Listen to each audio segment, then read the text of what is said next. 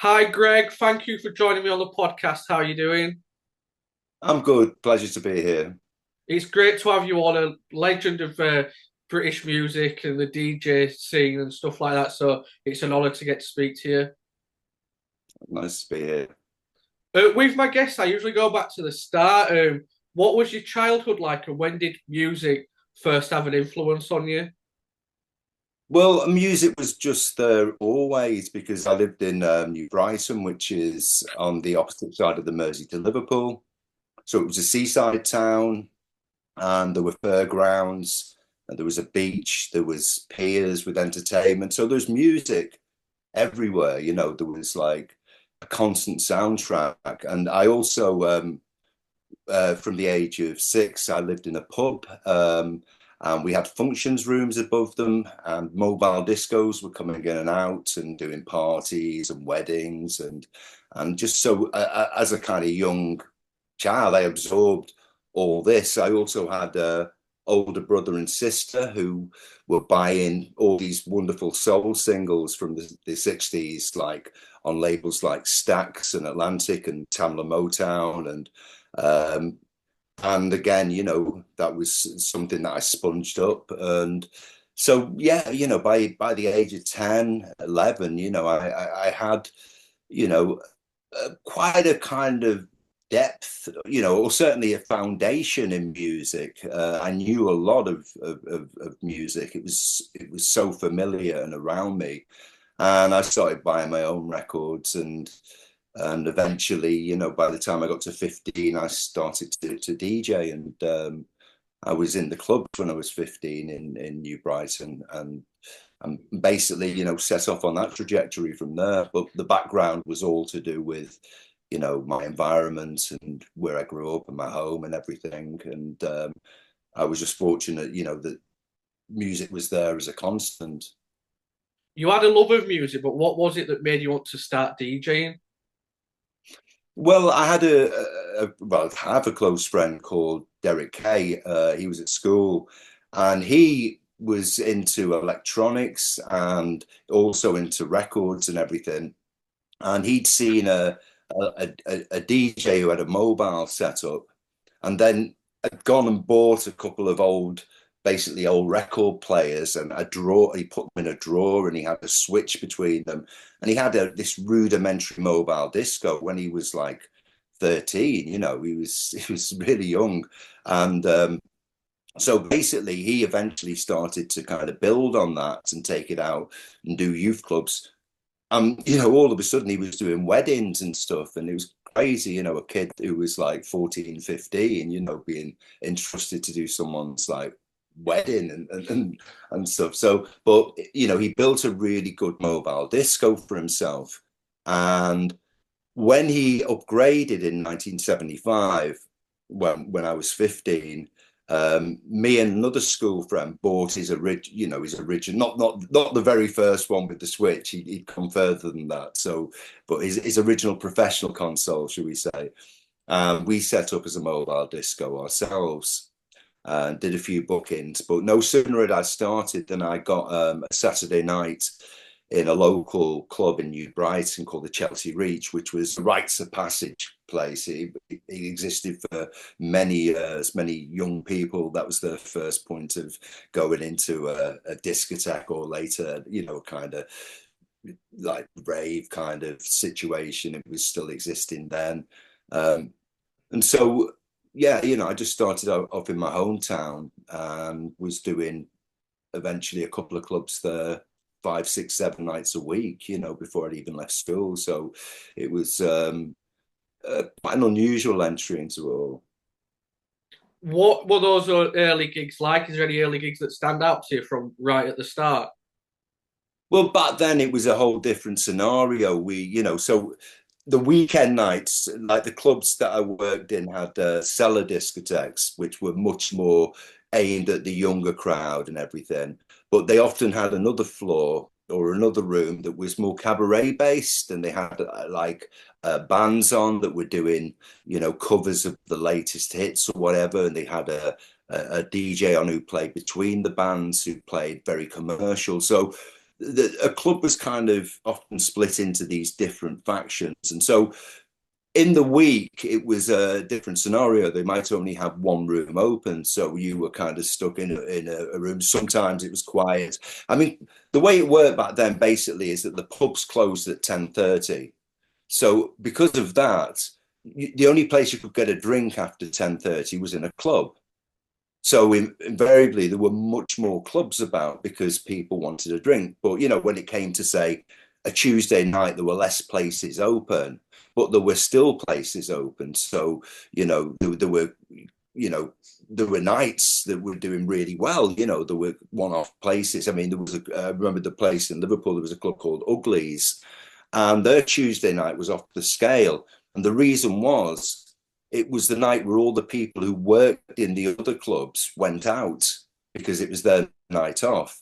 And so they all went there, and it was a big. So it was a different scenario completely to where we came to later with dance culture as we now know it. These clubs, as I say, there were. I worked in my main club in New Brighton was a place called the Golden Guinea, and it was a cellar discotheque. And so I was able there to kind of mold it into the way that I wanted the music to be. If anybody came and asked for something that I didn't want to play or was too commercial, I sent them upstairs. I said, the DJ on the middle floor will play that for you. And so I was able to kind of introduce like imports and this isn't the disco era. So we're talking about 77 through to 1980. So, it was a great era for music, a lot of stuff coming out. The whole New York influence was just starting to really come into play and everything. So it was at a time when we were very much coming from a British trajectory. It was still microphone based. There wasn't mixing going on at this point. So DJs like introduced records and back announced them and told people what might be happening next Thursday. And, if they wanted to go up to the food bar, there was a discount going on, or all these announcements were made in clubs and stuff, and the DJ was using the microphone. But the better DJs were very fluid with that. They were kind of it wasn't as staggered and stop and start type thing that it sounds like. There was a fluidity. As one record was finishing, the DJ would be starting the next one and still be talking on the microphone, and there was a technique called voicing to vocals, which is like, it's like now if you crash a mix, if you kind of, the mix goes astray, it's all galloping horses everywhere. The equivalent then was for a DJ was to crash a vocal. So like the intro of the record, had a certain amount of time, certain amount of bars, and then the vocal came in, and all the best DJs could talk through that intro and stop as the vocal came in. But some people might crash the vocal, still be speaking over the top of it. And that was seen as like bad form. So mixing at this point, by 78, and we were aware what was going on in New York. We were aware that DJs were playing music continuously and mixing into them. We kind of give it a little go here and there. There was talk of it. It was a new fad. But we didn't have the equipment, we didn't have very speed decks to manipulate a record on one of those decks, just jump all over the place. So we weren't set up for it. So that kind of first 1978, basically rumblings about mixing might be a direction to go in. It never really caught a hold. And it wasn't really until the early 80s and certainly the mid to the rave era that it took over, and I'd say it wasn't until the rave era that the majority of British DJs were mixing and not using the microphone. By that point, the change had happened. And if you were using a microphone at that point, you were a fossil. You were like belonging to a bygone era. So it changed by that point, but it was a very gradual change. It didn't happen overnight. You mentioned the New York influence. Obviously, nowadays you can go on your phone and see what's happening around the world, but how would you keep up with the stuff that was coming out of New York at the time? Well, we at the time we didn't really keep up with it in so much as what was happening in the UK. even going back to the 60s, DJs and aficionados and collectors were opening the import channels to America, having direct import situations with New York and Chicago and other cities. And so the British lineage, you know, it wasn't following America. It was inspired by America, but a lot of music that was played, you know, in the UK, even going back into the 60s and stuff, wasn't necessarily played so much in the US, you know, and certainly in the clubs. And there was a whole different scene. If we go right back to the 60s, it was rhythm and blues, which later became known as soul. And it was, again, DJs in like kind of cellar type situations playing to the mods who had adopted this music. And the first disco music would have been Tamla Motown. It would have been that kind of 60s sound, because that's when discotheques started to open. That's when, you know, it became an actual thing. And people were now going out and listening to music all night that was recorded. Previous to that, bands played. The venues are bringing a band, and so recorded music, records were a secondary thing in most places. So throughout the 60s, discotheque these venues were opening, and it was just DJs playing music, you know, and so that's the start of the kind of lineage that we're on. And all these import channels that opened, so that by the time of the late 70s, when what was happening in New York and what DJs were playing in New York, we became much more aware of. There was a whole history before that of what British DJs were playing. So although, you know, they took from, you know, what we call New York disco of the time, there was a lot of music that kind of was brought in from that direction. At the same time, there was a lot of records still being played in this country that weren't necessarily being played in the New York clubs. It was, you know, there was a different approach, and you know, a deeper approach in many respects. So it wasn't that we were following what was happening there. It was that we had our own lineage in the UK, and at a certain point we connected with what was happening in New York. And then people like James Hamilton at Record Mirror, we've just put a book out, James Hamilton's Disco Pages 1975 to 1982, which was all his columns week by week, and every DJ in the country was reading these columns. And he'd do things like go to New York to the forums and come back and talk about the Paradise Garage and talk about Studio 54. And we were getting these tidbits of information about what was happening in New York. But it was, you know, it was still very, you know, minimal what we were aware of. It wasn't, you know, we're now in an internet age where we can just find it all out. You know, we can sit all night tonight and find out loads of things about what happened in New York, and Nicky Siano at the Gallery and Mancuso at the Loft, and we could go through all that. But none of that was available at the time. Someone like David Mancuso was never mentioned within, you know, what was happening in the UK. We didn't know who he was. You know, Nicky Siano wasn't. You know, it was only really when Larry Levan and the Paradise Garage and the remixing, when records began to be remixed by DJs, and we saw the names of the DJs on the records: T. Scott, Francois Kevorkian, Shep Pettibone, Larry Levan, Tony Humphries, all these kind of people. The connection started to solidify, and we began to understand more about what was happening, and these ideas became translated more so into the UK, and certain DJs taking that direction and putting the emphasis on the mixing, and, you know, starting to leave the microphone behind. You mentioned you started DJing clubs when you were 15. Is that like a piece of advice you'd give to upcoming DJs? Like, get out and play clubs, like, and learn the craft that way instead of practicing all the time in your bedroom or whatever? Well, it's, as I say, it's such a different time. It's really, and it wasn't usual that somebody of 15, although, you know, there were two of us. Derek was doing the clubs as well, so, you know, but it was an unusual situation that to be DJs in nightclubs at that point in time. And we did have issues with it. They found out, the clubs found out at a point that we were under 18. And, but they kept us on, I think they said to me, you can't do it anymore. And the following week they got in touch and said, look, as long as you don't drink, and you can carry it on.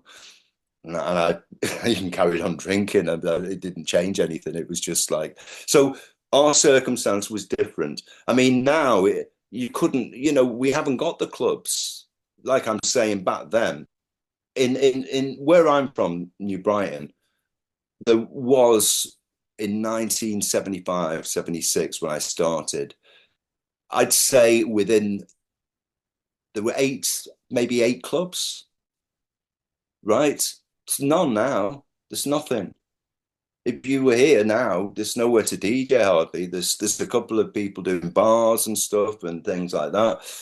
But that whole clubbing side is gone. So it's more difficult, especially if you're younger, to be able to like kind of make your mark in that direction, and to get somebody to bring you in and pay you to work when you're untried in that respect. So it's very difficult, and all these things are often circumstantial, and it's, you might know somebody, or you might have a little break in a certain direction. So it's hard. I think about a DJs now starting off, and it's very difficult because in many respects they've also got to have skills in social media as well as Yeah. being a DJ, to just put themselves in the marketplace, which is it's tough, because not everybody, it feels natural within that, but you put them, you know, in a club situation, and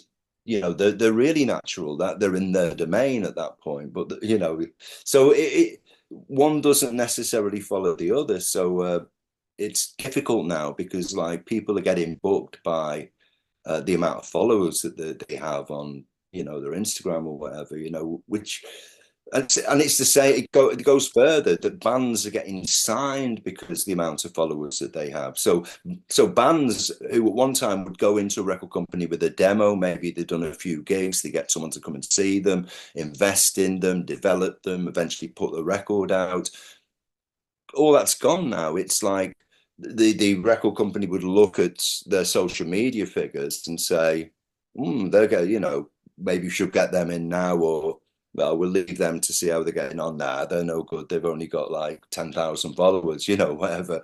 And that's the sad reality, that people are dealing off that popularity rather than looking for the artistry, maybe, which is the way it was. Yeah, definitely. Well, did you learn from those early days? Because I know you played weddings and birthdays. So when you're playing to a crowd of different ages, does that help you to learn like Well, what I the mean, audience wants? yeah, as I said, when I started out, that didn't carry on for too long, but what it is, I mean, it was like an apprenticeship back then. Being a mobile disco was like an apprenticeship, in the same way that somebody might have said later down the line, being a bedroom DJ was like an apprenticeship. You were now, kind of learning on, you either kind of, in my situation, out in front of a crowd, or if somebody was in a bedroom, they were learning the skills, but nevertheless, you were kind of doing this. The first stage before the next stage was to get a club booking. That's what I wanted to do, was work in clubs, not to do weddings and stuff. But what I'll say is that the equation is exactly the same from doing a wedding to doing what I was doing by 1982, 83, which is the most upfront club probably in the country, Legend, a serious, black music night with the electro funk scene at its peak and everything. And it was the same equation, that you see your audience and you cut your cloth accordingly. You're working with an audience. So if I play the music that I was playing at the weddings in 1975, in 1982, all those people are just going to, throw rotten fruit at me or whatever. And if I play the music I'm playing 82 at the wedding in 75, they're just going to think I've gone mad, you know.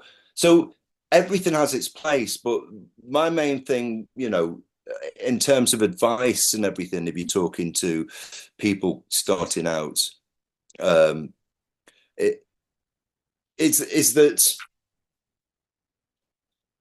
let me just have a little think about this. Um, that DJs are kind of seen as being, I mean, when the rave era was at its peak, they were talked about as shaman, that they were like holy figures and they had this amazing music and they were going to bestow, you know, and I think a lot of people started almost to believe that myth, you know. DJs, I used to say DJs are educators. They're, never felt comfortable with that term myself, although some DJs very much are educators. But to set yourself up and try to be an educator, wrong first step. DJ's an entertainer. That is what a DJ is. A DJ is in an environment where there are people who maybe throughout the week they've had to struggle with the job or whatever's going on, and they want to be there and they want to kind of let go. And the DJ is the responsibility is to facilitate, you know, that for them. Now, within that, the DJ might have preferences musically and think, you know, it should go in this direction, it should go in that direction. And that's part of the DJ's personality. It's bringing your personality to bear upon the people. But it's reciprocal. It's, you know, you've got to work with the crowd that you're in front of, because if you don't, it's going to go wrong. It's, you know, it might not be your fault. It might be that a promoter's put you with the wrong crowd, and there's nothing you can do about that then, because you've only got this music and they don't like that. But it's a subjective thing, and that's why the educator thing, you know, doesn't sit properly with me, because music's subjective, you know, and we might, you know, there might be 10 records and we both love 9 of them, but you hate the 10th one, and I love that. And, you know, there's no logic to why that might be, you know, it just is within our own personalities. We like certain things.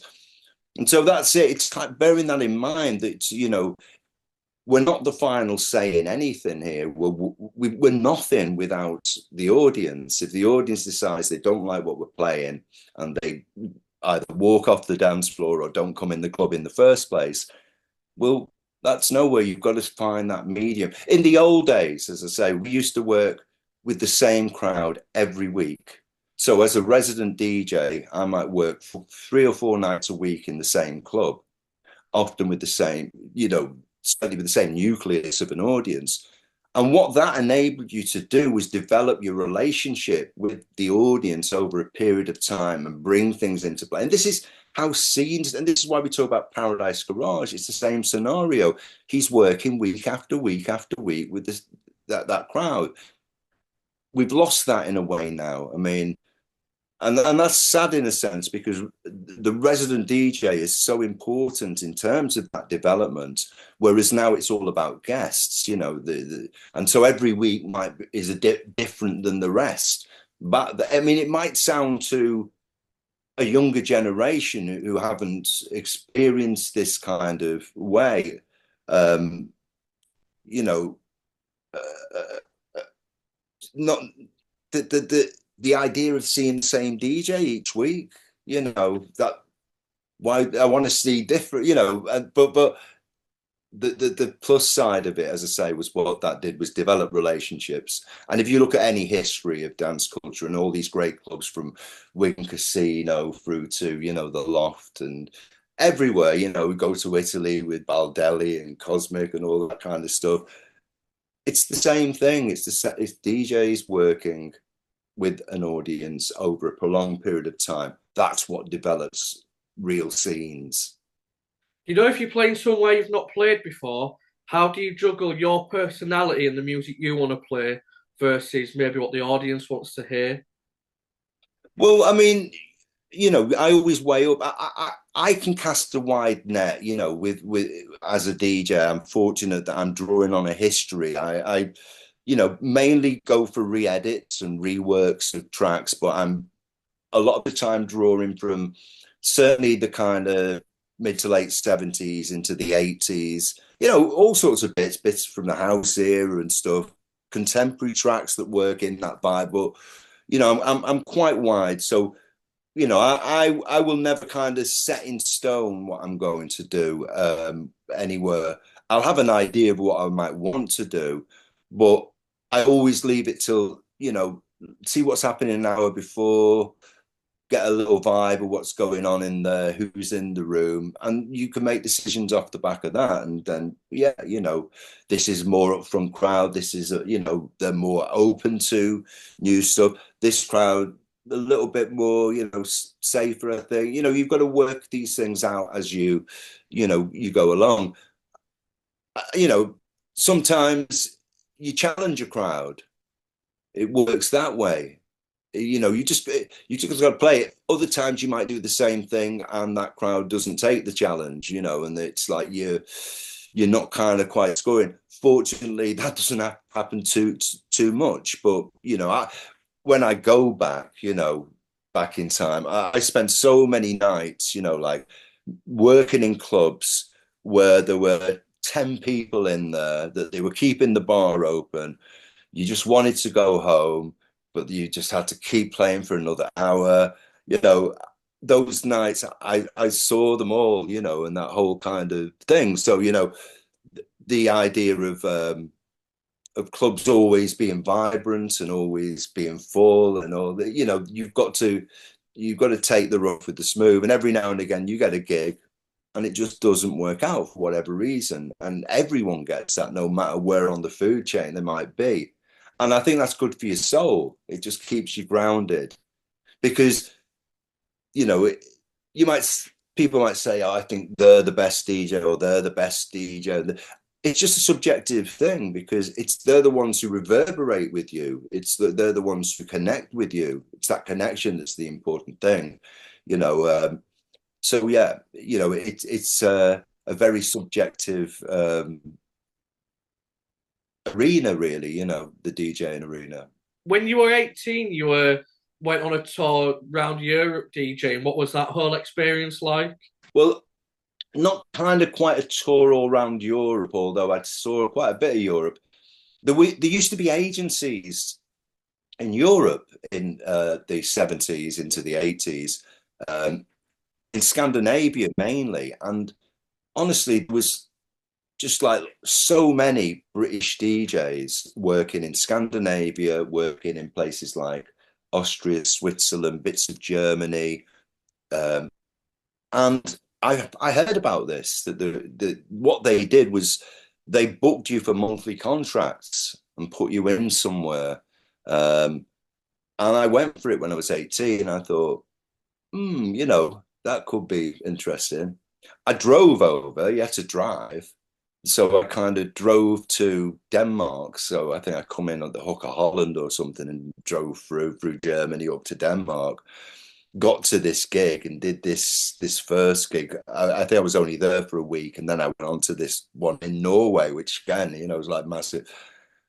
It was not what I had hoped it would be. The Why is that? clubs, because I reckon I was quite a bit down the food chain by this point. Like the main DJs they got out there had been out there for 6 months, who bought vans, who were like seasoned at this. I met some of these guys, so they had the best gigs, and so these, they were getting newer ones in and throwing them at. Anyway, I ended up in a club in a real small town in Norway called Skien, and remarkably, there were, I think, 3 or 4 other English DJs in that same town that month. Unfortunately, even more so, a couple of those guys became great friends, and they were these seasoned guys who'd been out there, knew the score. I was 18, wet behind the ears, and they kind of took me under the wing during that month. I had a hellish month at this club. It was just wrong. It was more a rock club they put me in. I wanted to play like kind of funk soul and jazz funk and this. So I went back home after that. I decided this wasn't for me for now. I was homesick and I went back. but I've made these contacts with these DJs out there. Now, 2 years later, a little bit older and a little bit wiser, I thought I'm going to do it again. And this time I did get good gigs. I went to Denmark first, but I came back from Denmark because I pranged my car and I had to kind of change it. And then I went to Germany for 2 months, and that was a real eye opener because it was the first club that I worked at that had SL 1200 Technics. Um, I'd never seen them before in the UK, although DJ Froggy from the Funk Mafia had bought a pair and stuff, but they just weren't in the clubs at this point. So, and I also went to another club called Librium in nearby city called Essen, and I saw a DJ who was just mixing all night. I'd seen a DJ in 1978 in London, a guy called Greg James, who was American, who'd been brought over to a club called the Embassy, and he was seen as the first proper mixing DJ in the UK. I'd seen him, you know, but it was this DJ in Germany. And the fact he was mixing between alternative and dance music, and the club was really impressive, a very small club, great system, amazing lights. They could even control the bar with the lights. They had the whole, normally, you know, you just have the dance floor, but in this club they had everything, and the lights were just going off, you know, all over the place. And I think I know who the DJ was now from, you know, being able to research this in retrospect. I think it was Peter Romer, who was the first main mixing DJ in Germany. He come out of Hamburg, but he used to play at this club in Essen. And so at that point, I was in the right circumstance. I could move towards mix. I was thinking in the right circumstance. It was in my head, that idea. Now, excuse me, on the back of that, I got in touch with one of these DJs, a guy called Nicky Flavell. The other guy was called Paul Ray. And Nicky, you know, I wanted to find out about another agent in Europe. I wanted his advice about something. But when I rung him, his dad answered his UK number, and he said, "Oh, Nicky's in the UK. He's at Wigan Pier. He's at a club called Wigan Pier." And I was like, okay. And I had to go back to change my car before I went back out to Germany. So I went to see Nicky at Wigan Pier, and Wigan Pier had opened in '79, and it was the closest to a New York style disco that there was at the time. You know, it was really, it had an amazing laser system. People had just come on coaches at the weekend and stand on the balcony and watch the lights. It was just like phenomenal. The DJ was in this 15-foot high fiberglass frog. You know, and they didn't have the 1200s, they had the 15s, the previous Technics ones with the LED readout. And they had three of them, which was great, you know. And I saw this club and I was just, oh my God, you know, this is phenomenal, you know, this is just what I'd do to work here. And Nicky said the same people who own this club were opening a club in Manchester called Legend, and he was going to go over as the resident DJ, which was going to leave, you know, Wigan Pier open for a new DJ, and they were starting to do auditions. And I remember talking to the manager of the club, and he said, "Yeah, come and do auditions." I'm just about to go to a 2-month contract to Germany at a really nice club. You know, it was a nice situation, but I'm thinking almost like blowing that out completely just to audition for this club. You know, my reason told me I can't do that. I can't do that. And I left it with, if I can find a way of doing a cassette, can I send you a cassette, you know, with me? And he said, yeah, you know, and he left it at that. And I went to Germany and I did a cassette and I sent it back and I never heard anything. I thought, well, they're not going to give me the job. I thought every DJ within like a 30-mile radius of this venue is going to want this job. So I didn't. But, you know, Nicky, he must have pulled it out of the post and put it under the noses, and they offered me the job. And that's what brought me back to the UK. And Wigan Pier became a huge thing for me, certainly with the jazz funk night on the Tuesday. And then obviously I went on to Legend in Manchester. Um, and it was all through that connection, you know, it was all through going out to Norway when I was 18 and finding these like-minded spirits in this town in the back of beyond, basically, which was what Sheehan was. What was your favourite residency then in the UK that you did? Legend on a Wednesday. Um, you know, I've had some great, you know, Wigan Pier was amazing as well. I loved the Golden Guinea in New Brighton when I was younger because it was my little hometown club. But Legend was everything that I'd always wanted. I'd been into a club in Liverpool called the Timepiece in '76, and it was the first time I'd been in a predominantly black environment. It was a black club, and the DJ, Les Spain, um, he was kind of larger than life character, you know, playing this amazing funk and soul. He did all nighters there, and it was a big, big kind of thing at the time. And that really, you know, showed me where I wanted to go, what was happening there with uh, cutting edge music being played to the best dancers. You know, the dance floor was just amazing to watch, the movement on it, you know. And that's what I eventually achieved with Legend. And 5 years on from that, I came into that a similar environment, predominantly black crowd, you know, just into cutting edge, what was coming out of New York, this new electronic sound. And it was right at the cusp of things.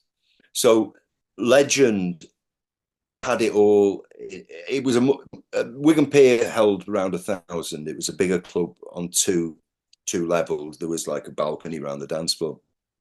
Legend was a one, you know, floor compact sound system. Had never heard the likes of before. First place I'd ever heard was sub bass. It was ridiculous, you know. People who were there at the time will tell you about it. It was just way ahead of the curve. The lighting again and the laser systems, and it was so you had this. You know, they had three SL-1200s. By this time now, I am mixing. Now I'm getting this New York music that's all done off drum machines. This new sound completely the future, you know, and I'm able to play it in this futuristic environment too. It's not just Manchester kids, it's kids traveling from Birmingham, Sheffield, Leeds, Bradford, Huddersfield, you know. Same with Wigan, they came to Wigan, but Legend was the absolute hub of it, the whole thing. It was Legend. So I could I've never experienced highs like that. That can't wait to get there every Wednesday. Can't wait to play this new batch of records because everything was new. It was like it was the newest. It was what we called up front. We were way ahead of what other DJs were playing.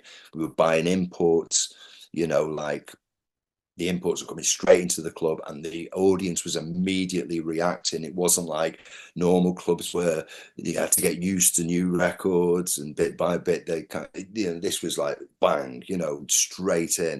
And so the music was right on point. The audience was off the scale, you know, they were, and the club was absolutely state of the art. So I was blessed to have all those things fall into place with this new music, you know, this electro funk and this new sound that just, you know, enhanced just how amazing the Legend system was and everything. It just took it all up further. Is it true you were heavily criticised when you started playing electro music? Yes, because the black music scene that I was a part of, because before the electro came, I'd made my name as a black music specialist playing jazz funk. So I was part of that scene. Now the jazz funk era was probably starting to come to not an end necessarily, but it was certainly had lost a lot of influence by this point. And at that moment, this new kind of New York electronic, dub-wise kind of these great mixes that were coming out. This is where we were going. This is what the music was that was going into Legend and everything. You know, so So yeah, it was a time where on the black music scene, which, as I say, this goes back to rhythm and blues in the 60s. So you're dealing with a really deep rooted scene, and we're part of that lineage. But people within that scene had really strong opinions of what black music was. And to them, drum machines and synthesizers and planet rock, which sounded obviously because it had taken its inspiration from Kraftwerk, this is not black music. And so they were very condemning of this new electronic direction. It was going to pollute black music. It was going to kill black music. My stance on it was that this is what the kids are responding to. This is, the people who are telling me that this is not black music are largely white people who to me at the time seemed middle-aged. They're probably only in the 30s and stuff, but it's like, ask the black kids what black music is, because this young kind of black audience I was playing to absolutely responding. As I said before, it has to be reciprocal. If I play them, especially that crowd who really know their onions and everything, something that's substandard, I'm gone. I'm toast. They've got no respect. So you have to meet them. And what we managed in Legend was that perfect connection where I was playing exactly what they wanted me to play. I wasn't playing for them even in that sense. I was playing what I wanted to play, but they wanted what I wanted to play, if you get what I mean. It was the perfect thing. And so it became, like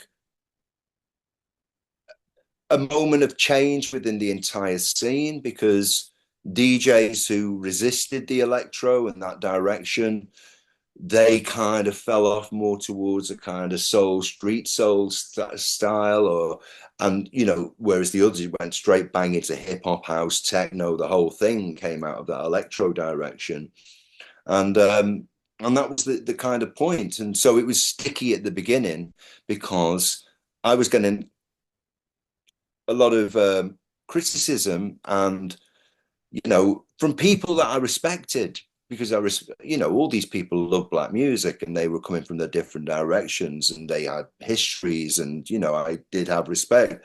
Now I'm being called a heretic, and the music that I'm playing is spoiling things. It's and so that was a hard thing, but it was the audience that did it. It's like, well, that's the truth. When you see what's happening with the crowd, yeah, go and question that. Don't try and enforce your opinion on what black music is, because it is changing. And it ended up, it didn't destroy the scene. It revitalized the scene. It brought black music into the next level. It was I always say it was the kind of hybrid, the catalyst. It was what allowed music to come from like the soul, funk, disco, jazz, funk, which was the before, to the hip hop, house, techno, which was the after. It was that kind of hybrid era when it was all these ideas were coming out from everywhere, things were changing, and that's what the change was. So you can see a big difference between 1981 and 1984 in terms of where we are musically, and so much happened in that in between period. With people trying to put restrictions on music, was that one of the reasons you quit DJing in '83? How do you mean trying to put restrictions in Like what way? saying, like the people saying you can't play electro music because it's ruining the No, big no. I music. mean, I kind of look back and think maybe it had a part to play, that I was quite wounded in a sense by it all. I mean, I think it took its toll on me, to have to kind of fight in those politics that I was just following my nose and looking at the audience and going with the vibe and hearing what I heard. So I wasn't trying to do anything against anyone, but I felt that I was kind of set in that kind of role in a sense. Um, but really, it was. I think there were a lot of changes going on at the time with the music. It was moving. I mean, one of the things that I remember thinking is the next step for a DJ is to become more of a turntablist, we now knew about cutting and scratching and these techniques. I was aware of that, doing it at a very rudimentary level, but nevertheless having a go. And I mean, one of the guys that used to come to the club was a guy called Chad Jackson. And I found out he was a D. He used to come in just on a Tuesday night at Wigan. And he used to come into the club. And basically, I kind of took him under my wing. And he would come to my house because I owned a pair of SL 1200s and practice cutting and scratching. He was really hungry. He was a few years younger than me. And I could see his hunger. And I could see the time and energy he was putting into that. And I thought, I don't really want to put that time and energy into doing that because I was getting into editing by this point, which was a different, more meditative, slower kind of process and moving more towards, remixing production. That's where I wanted to go at the time.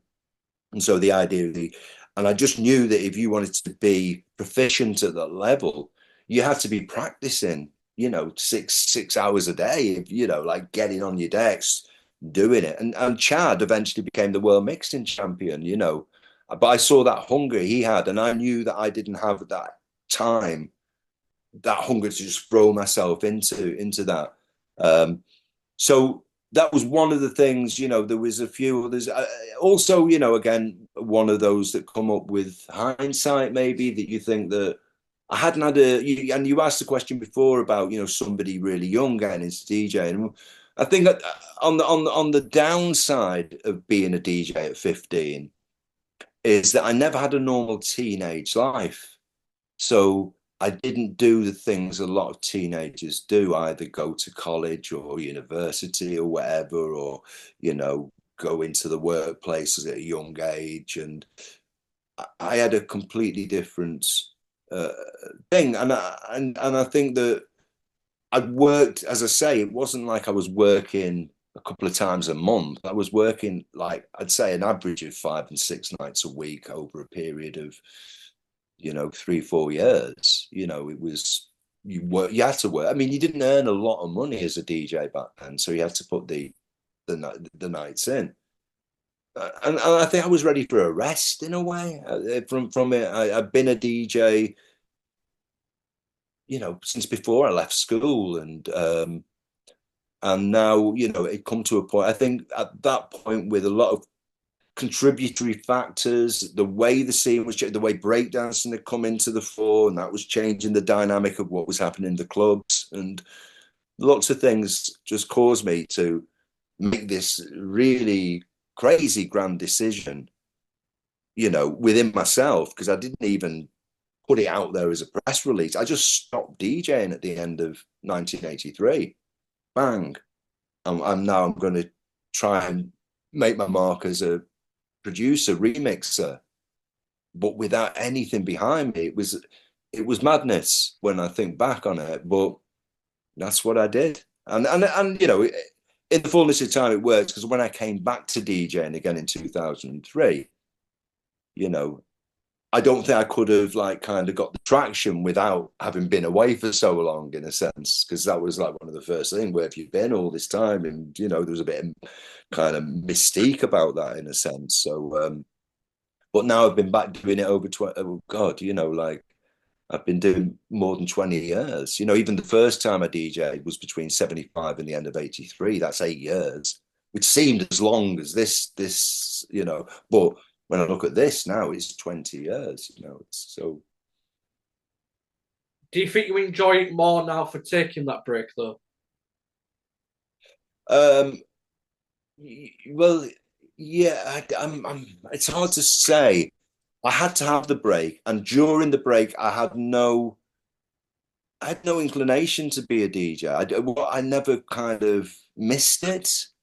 Um, it it came back around. I mean, I did a couple of things along the way. I did a compilation, a classic electro masterclass compilation in 1994, and I ended up doing a few gigs around that. Um, but you know, just the odd thing. Well, it only came back into play when I embraced the internet, like around about the start of the millennium, and realized that there was a lot of discussion, especially about, aspects of dance culture and history. There was some great forums at the time. But when I looked around, it just was apparent to me that people had very little understanding of this British lineage I'm talking about, and things like the jazz funk scene and things like electro and what was happening there. The story was being written from the Big Bang of rave. Um, I mean, the story was almost mistold from the start of rave, because I think it happens with such a force and such a power, and hit, like the tabloid newspaper, everything. It massively erupted on a mainstream kind of forum, really. The A lot of journalists who started to write about it at the time had previously been writing about indie bands, and they weren't dance people. And I think that the narrative of this has something to do with, a beef, which it did in terms of the drugs and the kind of spirit, the Balearic spirit. But the music was all in place already, So in Manchester at the Hacienda, it wasn't like 88, the rave thing explodes, ecstasy comes on the scene, they start playing house. They've been playing house since 86, it's been there all the time, So the music was all in place. But, because of the explosion, which, had a lot to do with like ecstasy as well, that, it was a youth bomb, completely. And so a lot of people saw that as year zero, it was the start. They saw that as the start. Whereas obviously from my perspective, it was just part of a continuation of what had been going on for many, many years, and I think people are starting to understand that more about the British lineage, because like we talk about New York, that a lot of younger people know much, much more about, well, I mean, they probably don't know anything about what was happening in the UK in the 70s and the clubs and stuff, but they could tell you about Larry Levan and Mancuso and Nicky Siano, and they know about that because there's been some brilliant books written that kind of cover that. But at the same time, there hasn't been that kind of history from a UK perspective until now. As I say, the James Hamilton book is has just been published, and you know, I think more as time goes on, more people will find an interest in this period and what was happening here and everything. So, and it's important. It's important to understand that there is a British lineage that has such depth and such amazing stories and people that were involved with it. Do you think that's the same with British hip hop and the Ruthless Rap Assassins? Um, well, in a sense, with the Rap Assassins, again, yeah, we were at the start of, or in the early period of British rap finding its own identity, and that was obviously inspired and influenced by what had gone on in America, but was looking at things that had a British personality than copying what was going on there. I mean, that eventually really came into its own, with grime and that period, and in fact, the Rap Assassins were who I can't even who was it who said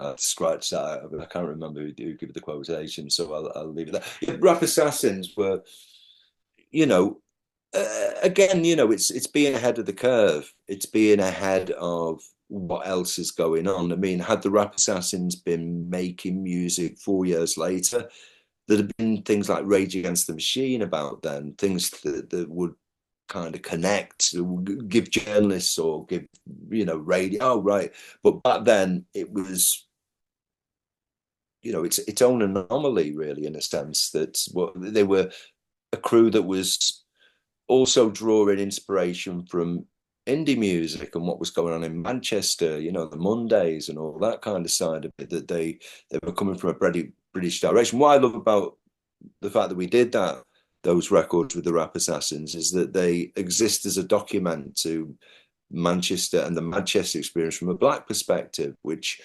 this is a few bits by Busby, obviously Gerald with what he did, but there's very little representation from that side. And so those albums, they stand as a document to Manchester during that really important period musically that we wouldn't have otherwise. So, but it was a struggle, because the music business, we couldn't get the radio, the support, and that's what we needed in terms of selling the album through and everything. So we were literally kind of hamstrung by it in many respects. And but they have a lot of respect, down the line. People still have a lot of respect for what they did.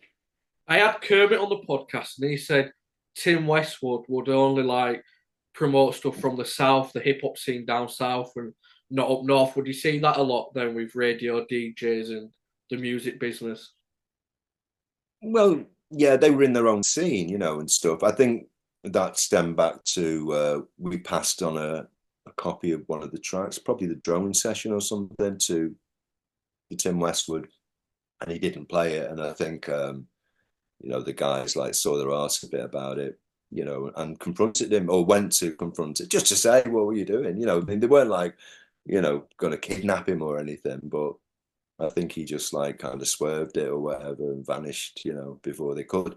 So they didn't have, big respect on that level. But it was more a general thing, they were different, we were getting a lot of support from the rock and indie side, some of the journalists in that direction really wrote great stuff about the Rap Assassins. We never fell into any, snugly into any particular camp, they were doing their own thing. And I think that's probably why people still, have fond memories of them, because they were just coming from their own place, which is what hip hop's all about, really. I think, is to your own identity and personality bring into play and reflect your own environment. And I think they very much did that. I've not heard the second album, but I've heard the first album. That's brilliant. What was it like recording that album? The first or the second? The first one. Well, both if you like. Well, it was great recording the first album because, we were doing it. I mean, we recorded the first album pretty cheaply, in terms of back then, because you had to book studio sessions and everything. For an EMI album, we were signed to EMI, it was really cheap. But great, it was just like, as you can imagine, you've kind of spoken to Kermit and Anderson and Carson. They were great fun, but sessions could it's one of those where sometimes things aren't happening for an hour, and all of a sudden in 10 minutes there's a track made. That they've really kind of. It was a really fluid kind of way of working. We as you can imagine, it's not like everything to a time limit and stuff. We were well, or it was, but they weren't kind of necessarily working within that. So there was a little bit of knockabout to what we were doing and everything, but what they were bringing to the table in terms of the tracks and everything, it was great. So it was fun, making that first album, Killer Album. It was all a fun process in lots of ways. The second album, there was we had more budget, but I think that doesn't necessarily equate to a better approach or whatever. Also, the timing was 1991, and the first Rap Assassin single was just mellow, and the final Rap Assassin single turned out to be less mellow. I mean, EMI wanted us to do a remix, but the guys, being as they were, they took it in a completely different direction and rewrote the track. And it was indicative of what was happening in Manchester at the time, that in 1990 it was still the kind of rays of Manchester, and it was, still kind of those E vibes, and everyone's like everyone's mate.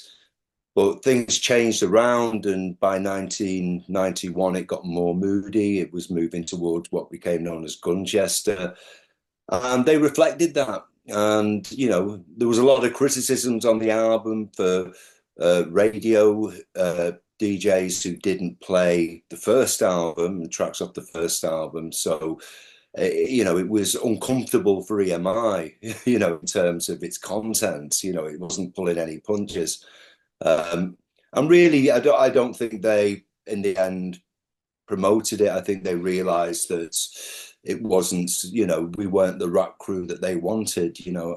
The problem was that EMI around that point in time had acquired from the American companies MC Hammer and Vanilla Rice, who were obviously scoring massive chart hits, but were a world apart from what the Rap Assassins, how they wanted to identify themselves. So you had these people within the record company who thought they had some understanding of what rap music was and the rap market was, just by association, that they had these American hits, and it was conflicting with the whole ethos of what the Rap Assassins were about, which was very street level, really, and wasn't really interested in all those trimmings. So um, you could feel that it was coming to an end at that point.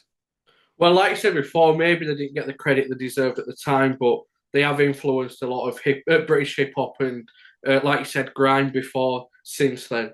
Well, yeah. When I was saying it was Roots Maneuver that called them the roots of grime, I think that's very much to do with what Kermit was doing on the album. There's a few tracks where, I mean, he was programming the beats and everything. Track Posse Strong, and also Carson's track Here Today, Here Tomorrow. Um, I think that's what probably Roots Maneuver was alluding to with like the roots of grime. The approach that they took on those tracks was just really relentless, and it just had a different attitude to any of the other UK rap tracks that were going on. That was a great thing with the Rap Assassins. They were so variable that they had these real, like, justice, and obviously it wasn't a dream, real consciousness, in terms of what they were talking about and understanding of social issues. And then they could just be like madcap and throwaway, like Jealous MC and Yakety Yak did it on the first album, And so that was the kind of nature of them. They were serious but non-serious, there was definitely a very serious side and aspect to what they were doing, but they approached things in a non-serious manner, in a sense, that they didn't take themselves too seriously. When did you start remixing? Oh, when did I start remixing? I think going back to probably, excuse me a sec, the I'm trying to think what my first. I mean, we did an album called UK Electro in 1984, which was me and two other musicians. We basically produced it ourselves. It was released by Morgan Khan's famous Street Sounds label. It was part of their Electro series. And we did all but one of the tracks on that album. And, yeah, that was me kind of trying to kind of make a breakthrough into remixing, production. But in essence, when I look back, it was very much making it up as we went along. It was very freeform. The tracks have stood the test. I mean, I went through a whole period of being almost embarrassed by the project, kind of thinking, oh, it's like your first fumbling steps at things. And it never quite fitted neatly into any space at the time. Again, it wasn't like the New York electro. It was different. It was a more experimental. It was just our take on it.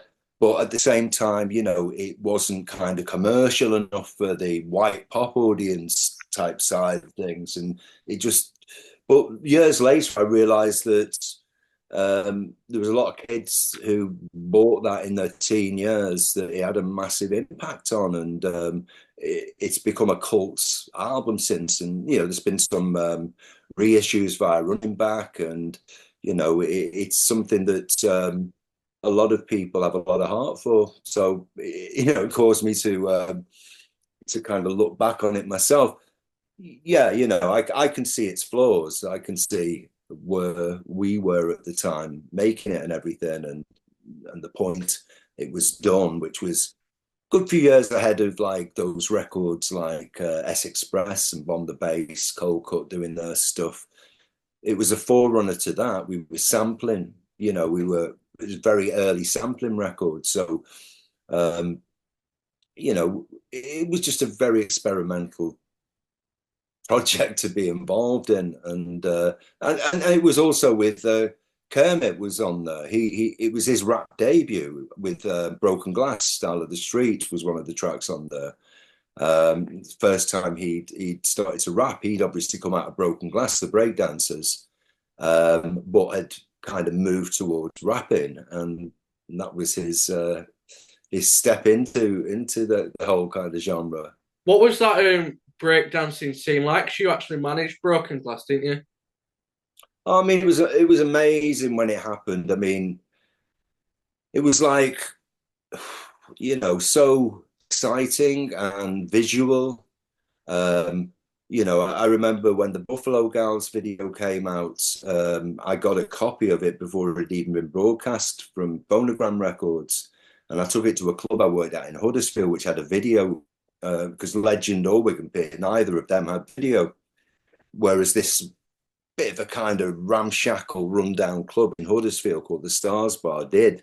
And the crowd that were going to that night, again, it was like almost exclusively black and real hardcore crowd into the music. And I did a Thursday night there for a time.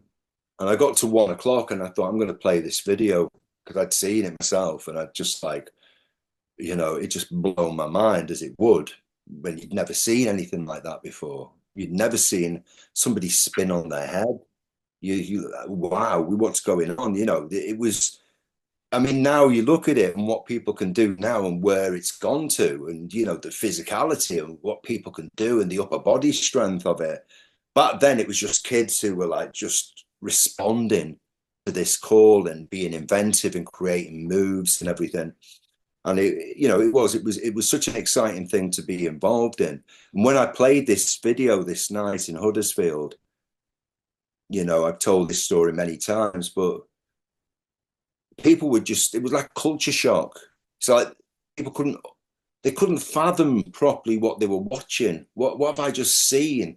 And I had to play the video over again and over again. And it just became apparent that there was no point in going back to a normal type night because it was too much of a shock. People just needed to absorb this. And we just like were watching this video.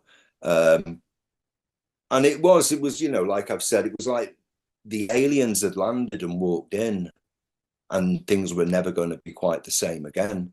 And they weren't, the scene was going to, go through big changes following that. I mean, that was late 82, the Buffalo Gals video. It was the following summer that breakdancing came onto the streets in the UK. I mean, there's some exceptions to that. A few people in London, crews in London had kind of caught onto it a little bit earlier. But that was the real kind of moment of explosion, the initial explosion. And then by 80, so the first wave was mainly black kids who were going on the streets breakdancing.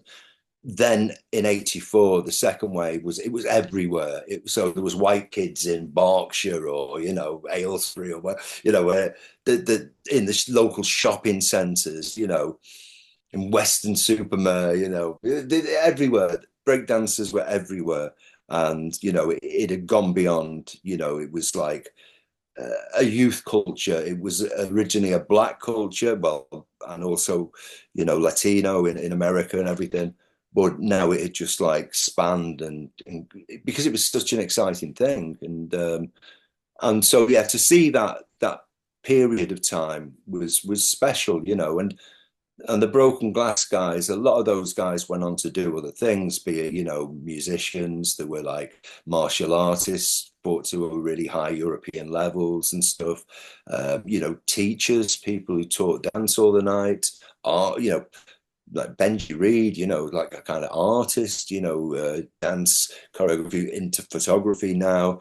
These were just like kids who were moved by, you know, this kind of cultural, seismic, you know, situation that had emerged out of uh, the Bronx, in New York initially, So it was incredible how it absolutely caught fire and infected everyone.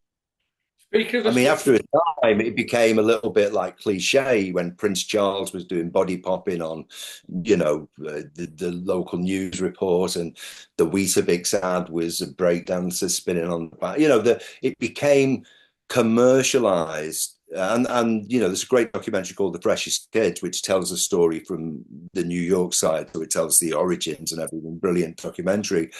But how at a certain point it just became oversaturated, and all of a sudden the originators and the people who brought the hip hop culture through, these breakdancers and everything, were being sidelined, and not seen as important anymore. But that's it. It was such a big cultural phenomenon, during that period of time, and so many young white kids across the country were introduced to dance culture at that stage through Morgan Kahn's albums, his Street Sounds Electro, and, all the other offshoot albums that he did. They became a breeding ground for people's education. Well, we say education of music because that's what he was doing, compiling stuff, and it affected that generation. I think it was the fuel that led towards the rave explosion. The kids that were buying those electro albums in their teens were the same kids that were making like early acid house records. Like when rave was kicking off in the UK 5 years on or whatever. So it's all part of the same process. well, speaking of the stuff coming out of New York, you were one of the first British people to remix, to sample, like you said, and to actually mix on British TV. You were the first British DJ to do that. Did you see more mixing happening after that TV appearance? I mean, it wasn't like a massive, there was a movement towards it by this point. So by the time I did the TV, which was 83, um, there was like, Disco Mix Club, it was called at the time, which became Mix Mag, down the line. They were, champion mixing by this point. They were putting together cassettes. They later put together vinyl stuff and everything. So it was now starting to, what I'd say, that most clubs now had the equipment. We're buying various speed decks and everything, so it was possible to do. And I think it was now being seen in a more commercial sense as a cooler thing to do. But at the same time, this personality style of DJing was what, you know, had been had made a lot of DJs successful in the first place. So there was a resistance on that side. So it was a slow process. As I said, I think the moment where the dam bust open and it just became a done deal was rave. Then a DJ turning up with a microphone, it wouldn't, they'd be booed off. It was all about mixing. It was all about keeping the music continuous. It became that, and because rave wasn't, its initial kind of movement was underground, but bang, it just went right across the whole spectrum. It was a mainstream phenomena, so once that had happened, it kind of sweeps everything that came before it in a sense. And so like that's what happened. All those old DJs with the mic, just they weren't relevant. They weren't relevant anymore. And so many will have dropped off, stopped DJing. I know a lot of people did at that point, because they couldn't make the conversion, they couldn't make the switch. I watched the clip of you mixing on the tube on YouTube the other day. Was Yeah. that one of your toughest audiences you've ever played to? Oh, it was one of the toughest things I've ever done for the fact that it was live TV. That was what kind of really disturbed me because um, it had come about because there was an artist called David Joseph who was just about, well, had just released the track You Can't Hide Your Love, which was a track I played at Legend and Wigan Pier. Now, the Tube was the TV show and they were in Newcastle. And David Joseph was coming up to Legend to do a personal appearance, which was like the record company would pay for the artist to come to your club and basically do a playback of the song. So you play the song and they'd sing over the top and they'd meet the people, sign some autographs and everything, which was great. You know, it's a fantastic thing from our side. Um, but this particular week, the people from the Tube came to Legend to see David Joseph before he was going to do the Tube the following week and heard me working between two copies of the same record. So repeating one, 4 beats behind, 2 beats behind. So coming, jumping them around like a live edit almost. And they heard me do this. And then the next thing they said, why don't you come down and do this on the Tube and show and show? And so in the moment you go, wow, yeah, fantastic. Wow, you know, they want me to come on the telly. And when that settles in you, the fear comes on of, oh, wow, everyone's going to be watching this. I'm doing this live. What if it goes wrong? And so I had that fear with me for the week or so it was before we did it. And I went down to Tiny T's with Mike Shaft, the DJ from Piccadilly. We put my equipment, my decks in the back of his hatchback, and we drove up to Newcastle like that. They set us up and everything. And there was a cameraman, he had a handheld camera, and he was really shifting around, getting close in and everything. I'm thinking, he's going to bang the record, you know, this guy's going to bang the record.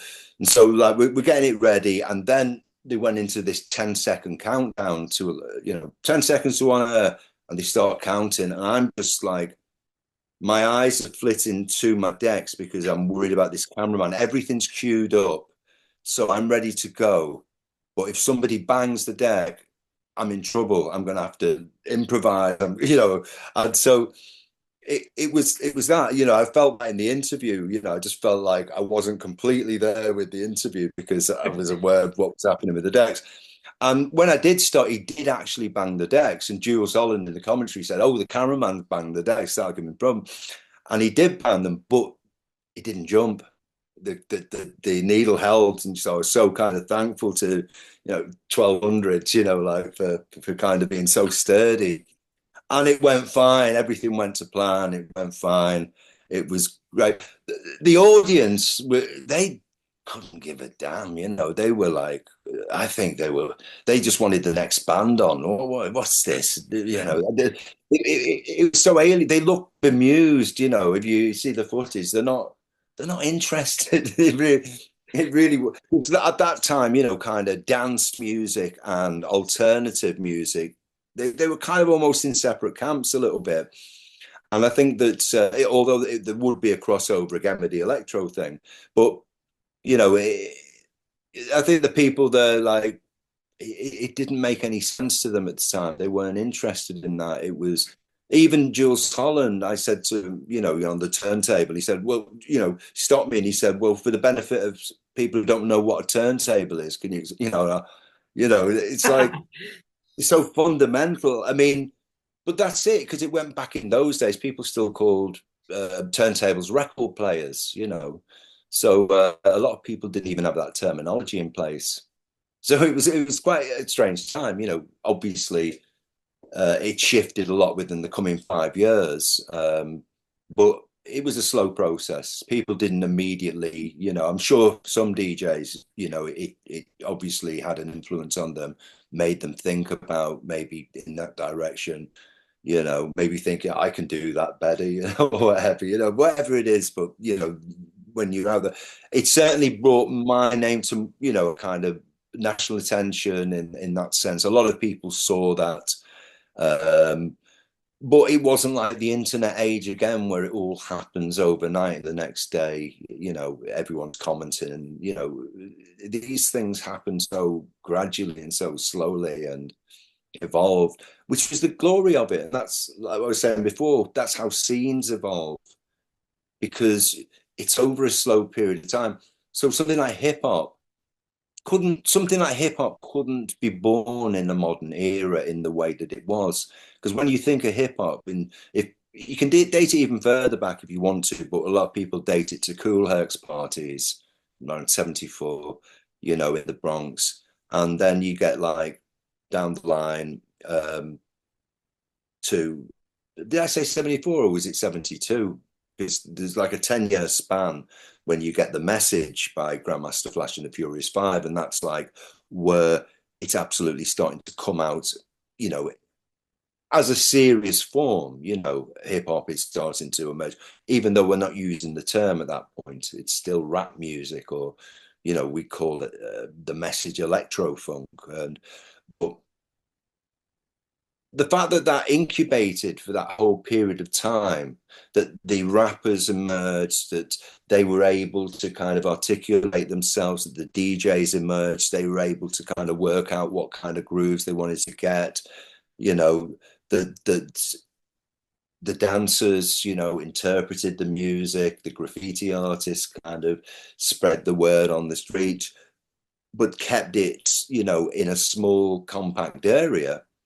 That by the time it was ready to come out, there used to be a term like keeping it real, and the it was all about the keeping it real, that they didn't want a record company to come in and tell them how they should do the music. They wanted to be in control of what the music was. And that was an important thing. And they were. And as a result of that, it became like the most significant music form of the late 20th century. It was, and the biggest money making, all these things. It became this glow from such a small acorn, in a sense, that in the Bronx, and with kids who didn't have much at all, but they had creativity, and they were able to think of these ideas of manipulating turntables and dance moves, and doing these great murals and stuff, and and working with poetry, but putting into a rap form. And it was such a incredible thing that happened out of such a desperate situation in lots of respects. So that hip hop, the fact that we've had hip hop still in this age is still massively relevant, and all this time on, that couldn't have happened if it just like, it's like now we've discovered there's something happening in the Bronx. Everyone would be all over it on the internet. It'd be dissected, it'd be shuffled, it'd be put in packs, and everyone's eyes would be on it. It can't develop. Everyone have an opinion on it. Everybody, and that's it now. You can't evolve something. It's very difficult to do that, because it's up on TikTok or Instagram, and we can see what it looks like. And so it's a different time. How things work out now, we'll find a way, always. And every generation who comes through finds their own way of doing things. And there's a lot of great things that are happening now. And we've got a culture where there's festivals, and we never used to have that now people can go and see all these great artists and DJs, and they can work things out for themselves, in that kind of sense. So it's roundabouts and swings. Some things we've lost, some things we've found. It's difficult now, as I say, if you're a young DJ trying to make a breakthrough, and it's very difficult to give advice in that direction, because it's a fluid situation. It's always changing. Things are changing. We're losing more clubs now. The club scene has shrunk massively. At one point, in every decent sized town throughout the country, there was a nightclub, and that's all, those days are gone. You're looking at big things like the Warehouse Project, which is like a festival within a city. And so, the dynamic is completely different. DJs, or some DJs have managed to kind of make a breakthrough via obviously being a recording artist as well, doing their own tracks and everything. But again, that's not, it doesn't naturally follow that the best DJs are the best producers and vice versa. If you go off that, people like Dave Mancuso never produced anything, never remixed anything. He was always a DJ. There was a lot of, I remember, like when I started going in the studios, and I'd go take some of the DJs in now and again, and they didn't like the environment. They didn't like the fact that you were listening over the same thing again and again, getting really close in. It was really repetitive. For them, it was all about the live experience, the playing the music here and now, the responding to the crowd. So put them in a studio, and it was clinical and cold to them, and they did, and so it wasn't for everybody, but it became a way of breaking through. Make your own track. If the track gets played and picked up on, it'll advertise your name. It'll get you more bookings, and that is a way of doing it.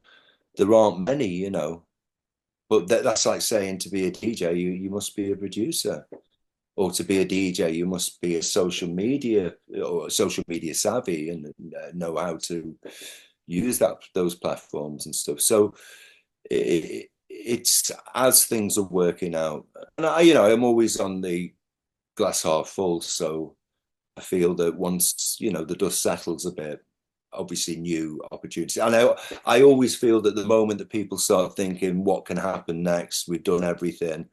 That's the moment that something comes along that surprises you all over again, and it will always happen.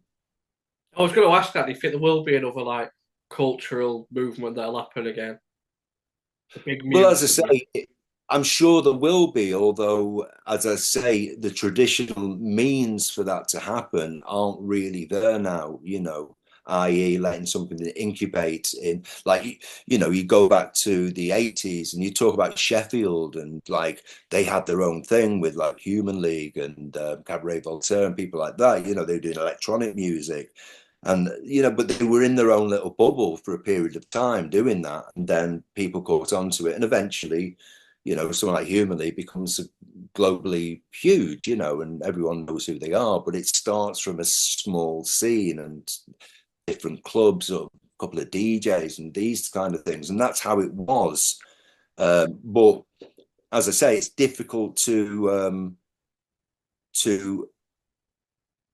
keep that where it should be without outside interference, if you see what I mean. Yeah, yeah. So let people experiment in their own way before anyone kind of gives them an opinion, see where it goes to. And things take off in those kind of ways. But once everybody jumps in there and starts to say what they think, and that's the culture we're in now. Everybody's got a comment on anything. Well, you mentioned like if something started now, it'd be straight on social media, and with social media, you get it's like 15 minutes of fame as well. So a genre or a new thing that comes along might not get the time to expand as well. It might be there one night and then gone the next. Exactly that, it is. Even when we just scan, when in those moments where you're just bored and you're scanning your phone and you're looking at all sorts of different things, you know, they're just here and gone. Yeah, And things catch your attention. What's that? But it's all random. It's such a random thing that there's no. You hold nothing of that. It's not as though you're kind of doing your own research into a specific thing and you're zooming it in. You're letting the kind of the algorithm take you, really. You're letting it just take you where it feels. You've lost the control, and I think that's so easy to do now. It's a really difficult thing with we're talking about producing. Well, in the old days, you had to book a studio. You wanted to do a track, you've got to book a studio. It costs money. It's not cheap. So you go into the studio and you have a certain amount of time. And in that time, you come out with your track, or you've blown it. It's not that you can keep going back and keep going back. So people were under those kind of uh, shackles, really, like when they made a track, they had a specific finite amount of time to do that. And it works really well when you look at those great remixes from the early 80s that people like T. Scott, Francois Kevorkian, Larry Levan, Shep Pettibone, Jelly Bean Benitez. These people were doing these great remixes that often were probably, they had what was called downtime in the studio, which meant an overnight session when, normal people don't want to be in recording. So, get a DJ in after the club, do your remix. And that's what they were doing. They were kind of doing it really quickly, getting a vibe to the track and the multi-track. They'd have that, and then they'd start taking stuff off. Maybe they'd like run off loads of sections that they could edit together later at home in their own time on on their own machine, so it didn't cost money. But they had to come out with the finished thing. They had to have it there. And nowadays, obviously, everybody's got a studio within their own computer, and there's no money aspect to it. They don't have to pay every day that they use their computer in that respect. They don't. They can go on forever to work on a track, and often do. People often work so long on a track that they never finish it, and it just gets left behind somewhere. That people don't have these restrictions, and in a sense, those restrictions are almost like your guidelines, and that they're making sure that you have, you don't spend too much time on it. That the kind of thing that's going into the track is just the vibe of the moment and working with it. You've got to work quick and in vibe. If you don't have to work quick, it becomes very technical. Let's clean everything up. Let's get that bit cleaner. Let's do that. You can clean the thing up so much that it's lost all its spirit. And so people need almost, I think, is to set their own boundaries with doing stuff, set themselves tasks, tell themselves, I will have something ready to play at my next gig.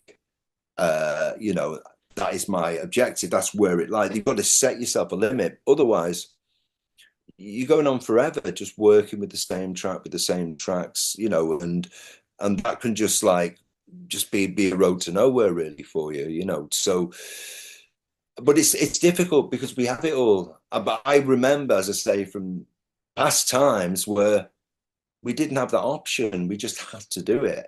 Ain't nothing to it but to do it. Had to be done. Otherwise, you had problems. You were wasting money. Someone's money was being wasted.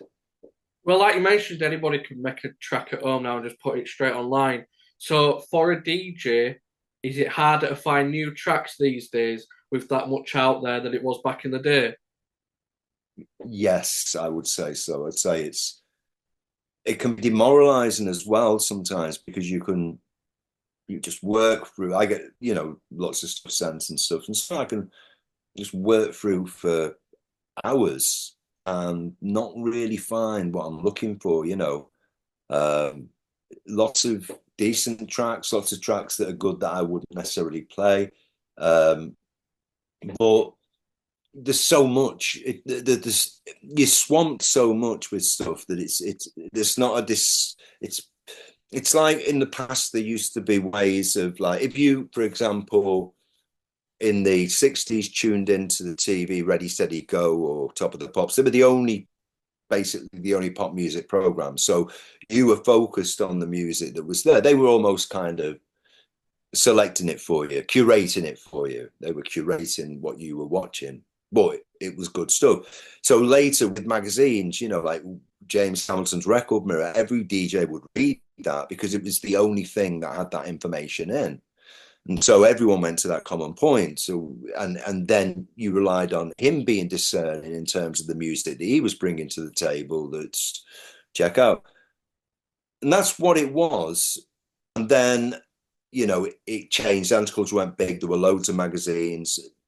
There was the genres and subgenres split off at an alarming rate and went everywhere. So people specialized in narrow little areas of dance music, whereas previously all dance was open in a sense. We were receptive to everything. Now, some people play dark, some people play happy, some people play hard, some people play, like handbag or whatever it is. It just split so much so that DJs then became um, generally playing the same tempo for the whole of the sets. There was no variance, which again, had gone before. I'm not saying one's right or one's wrong, but this is what is. And I think a lot of the reason that it all went one way musically was to do with ecstasy and to do with the drug experience that was happening there. But it lost, again, we're talking about roundabouts and swings. We lost things here, gained things here, and when you look back, sometimes it's nice to find things that were lost and understand they still have like the value, if you bring them into now.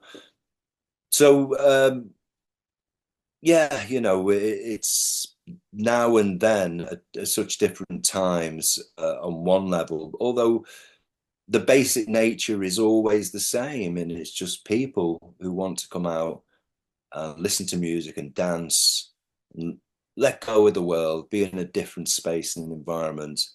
And the DJ's role is to facilitate that experience as best they can, and that's exactly the same as it was in 1975 to what it is now. So certain premises always remain constant, whereas things around them change. How you present your music's massively changed, obviously, but it's still about people wanting to be in an environment where they can just let go and experience just the vibe of the music. Yeah, well, I want to go back to remixing because I enjoyed your remix of Happy Mondays' Loose Fit, which you did with Oh your no, son Che. Is yeah, it Che or Che? How do you pronounce it? Shay, Shay, Che. but a lot of people say Shay. It's one of those. um, It is Shay. did you always want your son to go down the music route? Well, I mean, obviously, it was always around him. His initial kind of journey into music was as a musician. He's like, I mean, he's multi instrumentalist now, but I mean, he started off as a drummer, and then he's been in bands since he was about 12. Um, and so yeah, he was always a musician during that period of time, and but gravitated towards DJing all up his own steam. I mean, he would never kind of ask me to do anything. And I respect him for that. He was like he found a residency in Liverpool, a club called the Jacaranda. It was like the graveyard shift. I think he started at 2 until 6, but it was the place where the freaks come out at night and everyone descends on it for those last few hours. And he was there. He was there for a good few years, right up until COVID. I think that kind of brought that to an end. But since then, he's been doing lots of stuff. I mean, working with him, he brings so much to the table that I can't do. He can play anything. So, it's I was always kind of I'm not a musician. So my work was always loops based. I was more kind of coming from my editing aspect, but using programs that allowed me to kind of be more complex with loops and stuff and building things in that way. Whereas, and I have worked with other people like Pezza and Derek Kay and Henry Greenwood, who are really good musically, um, you know, and or as engineers or whatever, you know, because they're my flaws. I'm not a musician. I'm editing. That's my game. But making music. So having Che, it means that I'm in a situation where he's got all those skills on board. I mean, the stuff he's doing on his own now. He's kind of pretty much outgrowing me in many respects because he knows exactly what he's doing musically, and his production sound is fantastic. And yeah, and he's getting lots of bookings and doing all right for himself. Good, good. That's good to hear.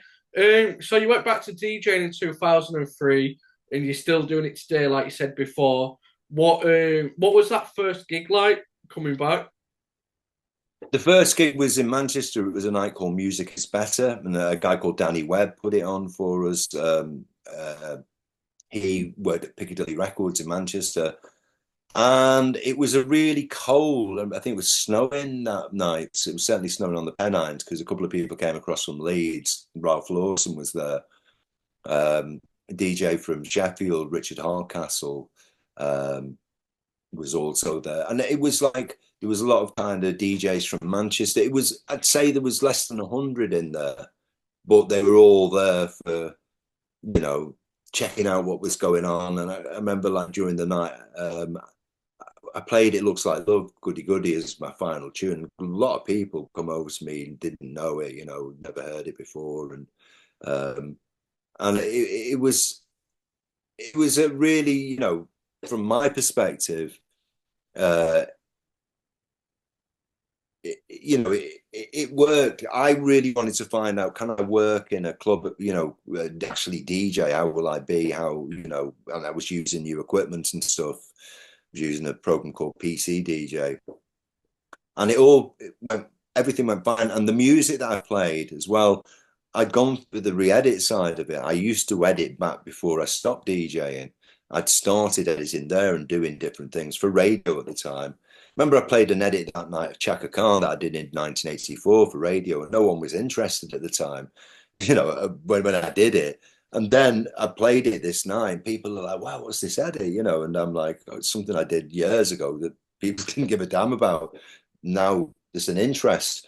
And I did the first credits of the Edit album a few years later, and that was one of the tracks we had on there, which was that original tape edit that I'd done back in '84. So I was fortunate here because when I came back, this re-edit culture was starting to surface, to bubble. It had been knocking about in the '90s. There'd been different people doing stuff. I mean, it obviously goes back to America and to New York and Chicago and stuff. But from a UK perspective, there was like an undergrowth in the '90s that just started to bubble. And by the time I started again, you know, it was starting to, you know, I'd become aware of it, and it played right into my hands. I'd made some edits for when I came back. Um, so I was already like in that kind of flow. And then within the next few years, myself and Todd Terrier at the time was doing a lot of stuff, you know, on an edit side before he became Inspector Norse and everything. And you know, we were seen at the vanguard as that of this kind of emerging re-edit culture, and it started to kind of, you know, really it worked hand in hand with computers because and SoundCloud and getting your edits up online and sharing them in that way. You know, it was people like now having the ability to edit things on computers and make their own edits and stuff. So it was the benefits of not having to go to the studio in that sense. You know, it's like that's the beneficial part of it coming into play, that we could do this remotely. And so yeah, the edits like certainly was my kind of passage back into to doing, you know, like stuff again. Clubs like the Electric Chair were great at the time. Melting Pot in Glasgow. I mean, Melting Pot still goes. Um, but they were really these really great underground nights that were a lot of edits and stuff were being played at them. People were dipping back into, you know, the '70s, but in really interesting ways. And you know, Horse Meat Disco was emerging as well. They were drawing from that kind of late '70s, early '80s era, and really doing something different as far as the gay scene was concerned. So this re-emergence of disco and re-edits. I mean, at the time, I remember there used to be a forum called DJ History, and there was a thread that I started actually about this scene as it was emerging, and what is it? What should it be called from within? Is somebody going to call it something?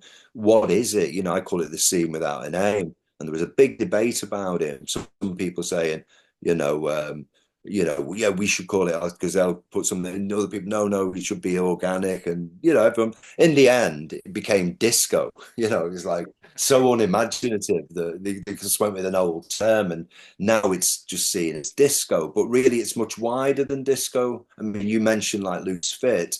It's not a disco record, it's an indie dance record, but it's something I would still play. I when I kind of started up again in 2003 and was doing the festivals, because the festivals was a real big building ground for me and where I connected with a lot of people. But people will come up and say, "Wow, what are you playing?" And I'm like, "Well, a bit of funk, a bit of disco, a bit of indie dance, a bit of house." They were used to somebody just playing one thing. I'm playing tech house. I'm playing drum and bass. It's one way. But I was like, no, it's all, and they saw that as a new.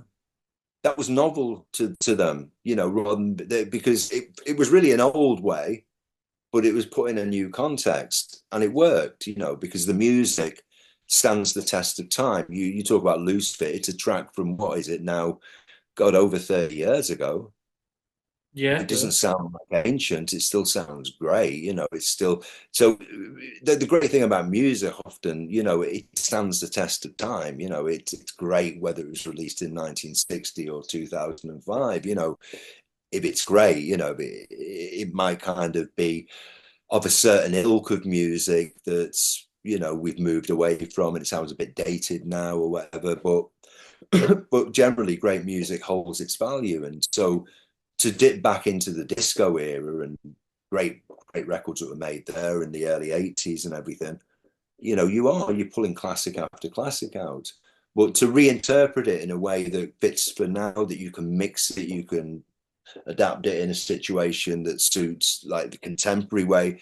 Back then, I mean, those guys who were mixing disco in the 70s, and I've heard some of the recordings, it wasn't as fluid as like what we imagine now. It was difficult to do, for someone who is skilled at that. They were really skilled because they had to manipulate those decks almost continuously to keep everything, like in sync and stuff. So this disco, now we have it that everything can be quantized and people add bottom end or beats to it to give it more kind of body, and yeah, it works really well. It's become from being what I call a second room type music, it actually started to kind of, alongside house and techno, become a staple of festivals. That every festival has some amount of disco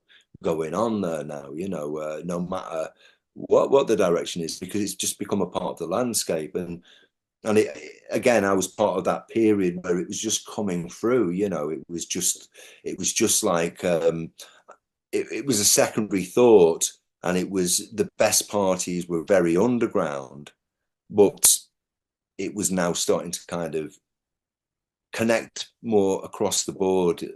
People were starting to come into this, and yeah, it's certainly helped me to stay in a 20-year career since I started again in 20, which is quite remarkable because for a long time I had that feeling, when is this going to plateau? Because when I come back, it was like it snowballed gradually, and after a few years, I did the credits to the Edit album, and that kind of knocks it up. And then you kind of going up to another level. I'm starting to play abroad and going to New York, Berlin, places, and then you go a couple more years, and then it really hits the snowball because the Essential Mix I did in 2009, I just went bang, and all of a sudden now I'm all over the place. I'm going to Australia. Well, I was going there before that, but I'm touring regularly in Japan, Australia, Brazil, these kind of places, and all the time thinking, when's this going to plateau? When's this going to plateau? And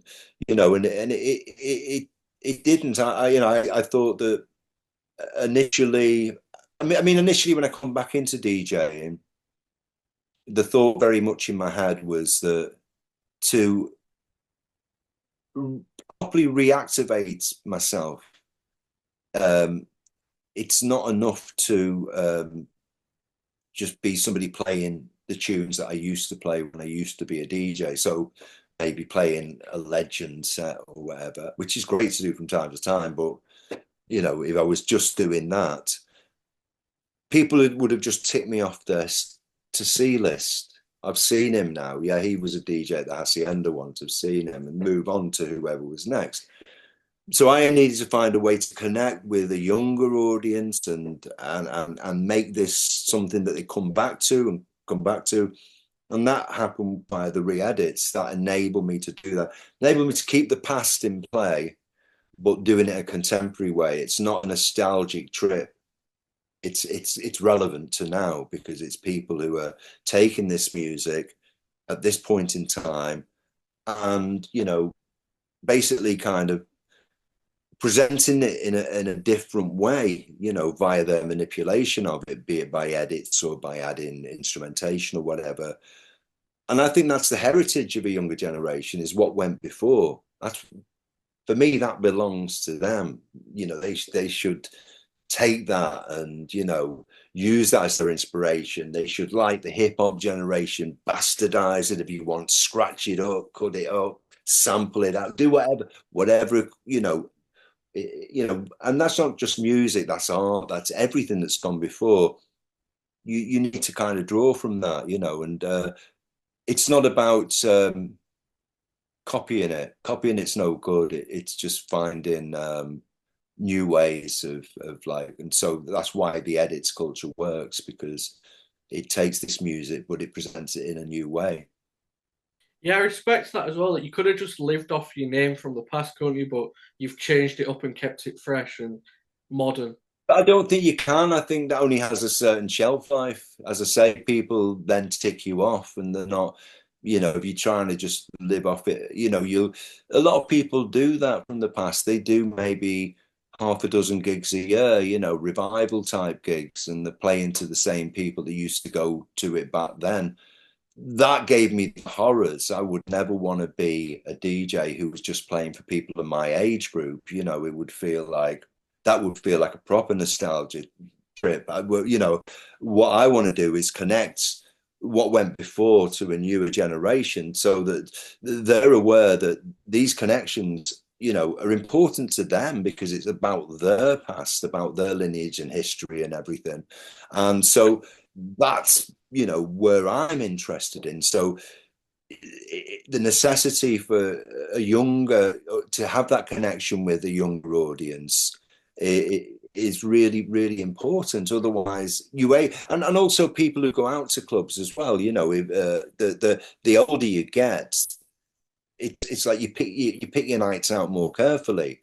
You got to get the babysitter. We've got to do all sorts of plans for it when you get like that bit older. So, they can't sustain you. That audience cannot sustain you in a proper career because they're not going to be out every week, or every few weeks. So yeah, you've got to kind of make that connection with people from earlier or newer generations, that.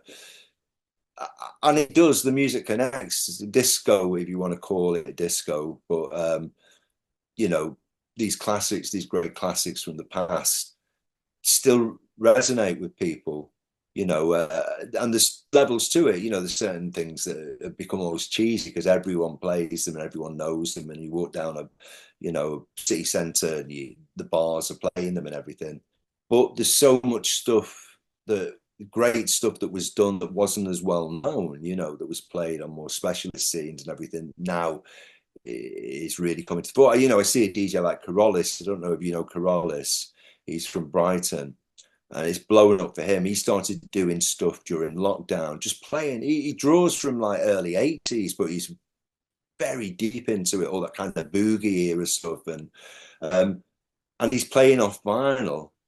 And since lockdown, his career's just gone on a massive upward trajectory, and he's really vibrant behind the decks and everything. But he's pulling out these kind of rare records in a sense from the early 80s.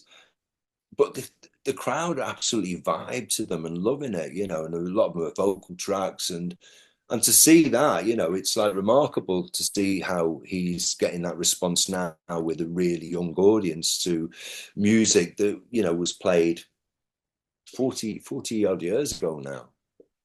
Yeah, that is But brilliant. I'll have to check you out. yeah. Well, it's been brilliant speaking to you. Just to finish off, what have you got coming up, like gigs and events and stuff? Well, I mean, like early years, thankfully, quieter, get your breath and everything. But then come like March, it starts going. I've got quite a few club dates just up and down the country. I'm over in Madrid at one point. Um, then it's edging towards festival season. I mean, my year just kind of works in that sense, is that, you kind of March, April, May is, you start your club dates, some kind of events coming on board and stuff, and then it goes into festival season. You're there throughout that, few overseas through that, and then once that's done, you're into like the back end of the year and going to Christmas again. I mean, I haven't done too much touring. I mean, or overseas. I haven't done any tours since lockdown. I was actually in Australia when lockdown happened. But I haven't. I've been busy enough here, but I really need to kind of get out to States, Australia, certainly again pretty soon. Be nice to visit Japan again and Brazil and places like that. Mexico's a great place. So, I'll probably look towards doing something later in the year, slotting in a kind of short tour there and stuff. But yeah, apart from that, everything's going. I'm doing putting books out. Got various recording projects on the go. I'm just too busy. I don't have enough time. It's like I'm often thinking, where's the time gone? I've got so much to do. So yeah, I'm kind of busying myself away. Yeah, I appreciate you taking the time, your busy schedule to come and join me on the podcast. I've really enjoyed the episode and speaking to you.